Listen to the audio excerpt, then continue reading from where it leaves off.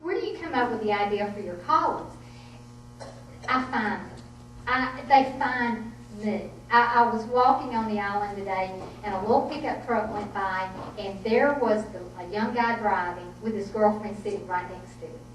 And I went, where did bench seats go? Romance has gone since bench seats. So it was an idea for a column for me. So I always have a running list of stories that I want to write about. Because the South, we just see things differently. We see great characters. When I was building my house a few years ago, I have a river that runs through it. And the guy who came to grade for me came over to me, and he, looked at the terrain, was figuring out how he was going to grade. He came up and he said, I need to talk to you. And I said, okay. He said, now you know that you can't put no moonshine still on this river, don't you?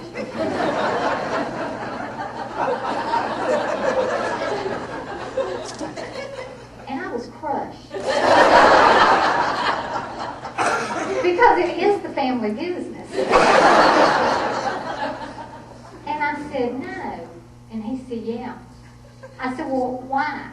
He said, because this river runs east to west. And everybody knows you got to put your moonshine still on a river that runs north to south. I said, really? He said, yeah. Because if you don't, it won't make. I said, well, no, it won't be good. It'd be poison. Got to be on river run, so don't put no still out here. This guy became such a great character to me that every day I would have to sit down and just share moments with him. And I would say to him, give me your best piece of advice.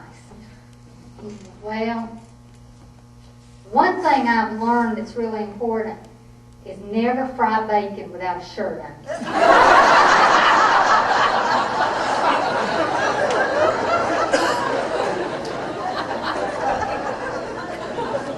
He said, the other thing I've learned in life, friends come and go, but enemies accumulate. I love that so much. I swear one day I'm going to write a book and call it "Friends Come and Go, but Enemies Accumulate." Because it's such a great piece of wisdom. But the column was born out of my first book, What Southern Women Know That Every Woman Should, which had been an idea of an agent in New York. He came up with the idea. He said, there's something different about Southern women. He called. He asked me to write the book. I didn't think for 1 second anybody in New York City was going to buy a book on Southern womanhood. So I did an outline. I called it What Southern Women Know That Every Woman Should, and I made the whole thing up. Because I didn't think anybody would buy it. But I gave it cute chapter titles based on the fact that I traveled as a sports writer. People used to say to me, you know what it is everyone loves about you Southern women? It's the way you talk, and that's it. So I put a chapter in the book called It's More Than the Draw, Y'all. Well, we wound up in a 4-day auction for that book among several publishing companies. Penguin Putnam bought it. The book became a runaway bestseller. I often tell that really the reason the book became a bestseller was I did the view. And Barbara Walters was very ugly too. And people just flocked to find out about the book. So the book instantly became a bestseller for us. And as I sit down to tell stories or to write the book, I realized everything you have to tell is all about the story. The Bible is all about a story. 60 Minutes, they just tell a story. And that if you tell a story, people will listen to you because they want to be entertained and they will remember a story. They'll remember straight facts, but they remember stories. So as I wrote What Southern Women Know, I told stories. And I told stories of, I was in Charlotte, North Carolina one day. I picked up the newspaper and was looking at the classifieds, and I happened to see an ad. And this woman had run an ad for her wedding dress. And she said, for sale, wedding dress, size 8, white satin, covered in lace, with pearls, worn once. By mistake.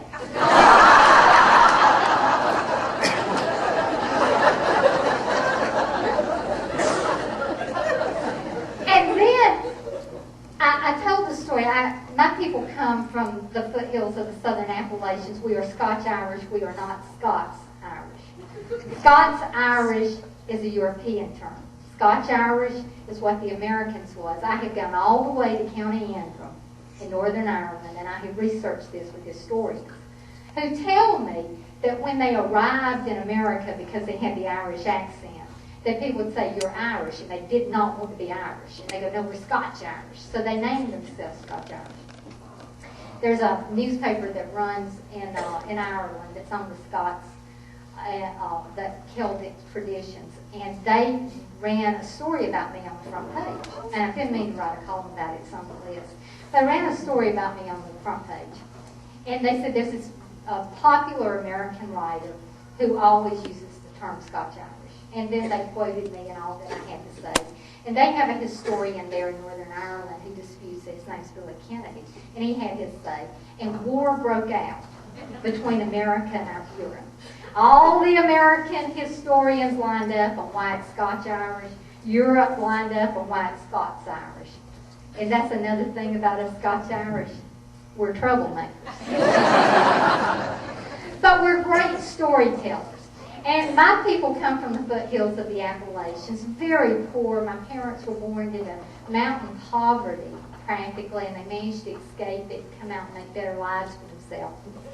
But my father's mother, my grandmother, she was this big, serious, stoic woman of the mountains.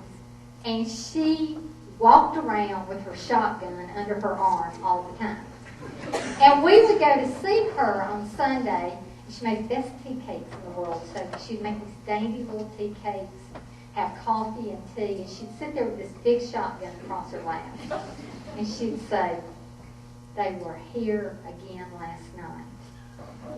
And we'd say, "Who?" She lived in a little mountain house with a tin roof. And the tin roof, when the sun comes off of it, it starts to cool down, crackle and snap and pop. And she said, "They were here again last night." And we'd say, "Who?" She said, "Them men that try and drive me crazy. Same ones walking on my roof every night." She said, "But I think I got one of them last night. See that hole over there?" So I told that story of what Southern women know, and my mother said, "You shouldn't have told that story about your grandmother." I said, "It's true." She said, "I don't care, you still shouldn't have told it."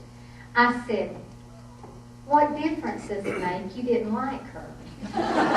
She said, "What will people think?"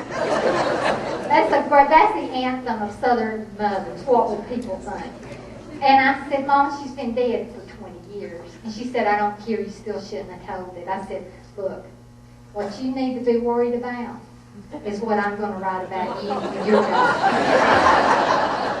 And right now, it's not looking too good.